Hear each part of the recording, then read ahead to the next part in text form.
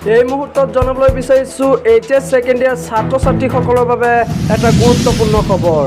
গুৰুত্বপূৰ্ণ খবৰটো হৈছে যে যিসকল ছাত্ৰ-ছাত্ৰীয়ে নেকি তেওঁলোকৰ বহীখন ৰিচেকিং কৰিবলৈ বিচাৰে তেওঁলোকে ৰিচেকিং কৰিবলৈ পাৰিব আৰু তেওঁলোকে অনলাইন যোগে ৰিচেকিং কৰিবলৈ পাৰিব আৰু ইয়াত ডেটটো দিয়া হৈছে যে কোন তাৰিখৰ পৰা ষ্টাৰ্ট হ'ব ৰিচেকিঙৰ যিটো নেকি ৱেবছাইট আছে সেইটো খুলিব আৰু ইয়াত লিখা আছে যে মাচুল দিয়া হ'ব, টকা দিয়া হ'ব।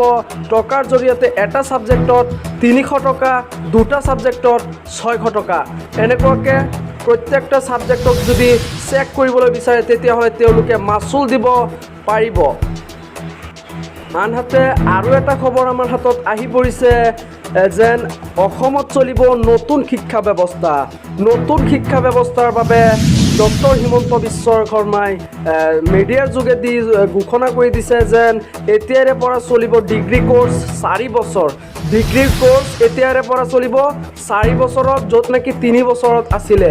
আৰু মেট্ৰিক পৰীক্ষাৰ কথাটো কোৱা হৈছে। মেট্ৰিক পৰীক্ষা এইবাৰ অৰ্থাৎ 2024 চনত 2024 বৰ্ষত মেট্ৰিক পৰীক্ষা নহয় বুলি মন্তব্য কৰিছে ডক্টৰ হিমন্ত বিশ্ব শৰ্মাই।